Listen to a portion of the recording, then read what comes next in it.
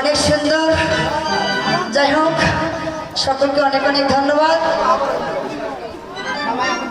এখন আমরা বৃন্দাবন লীলা স্মরণ করবো, তারপর আবার নৃত্য রাসে যাব। যে যেখানে আছো কেউ চলে যেও না, শান্তভাবে বসে পড়ো। অনেকই ভালো লাগলো। হরি বল। তোমরা যেটা চাও সেটাই হবে। জয় রাধে।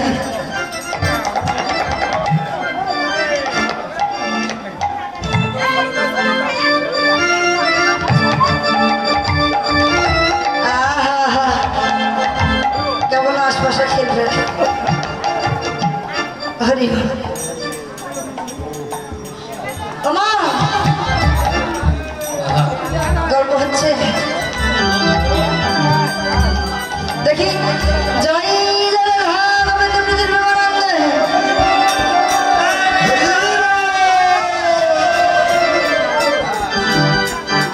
বৃন্দাবনের আকাশ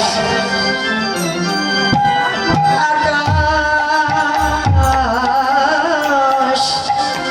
মধু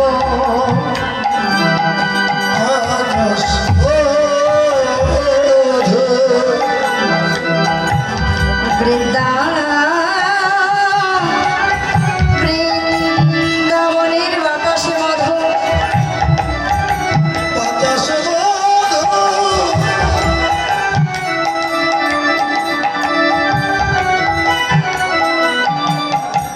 বৃন্দাবনের পশু পাখি গীত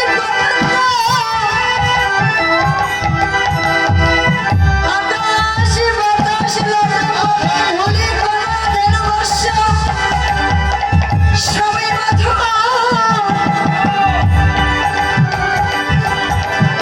এই আসর অঙ্গনে বসে বসে যারা অপ্রাকৃত জগতের মহারস লীলা আস্বাদন করিতেছে, তারাও মধু।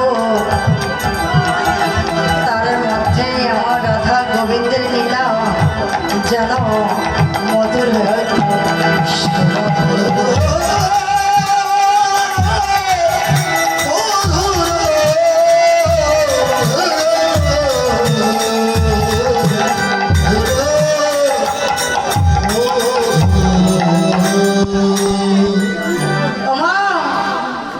মধুময়ী মধুর বৃন্দাবনে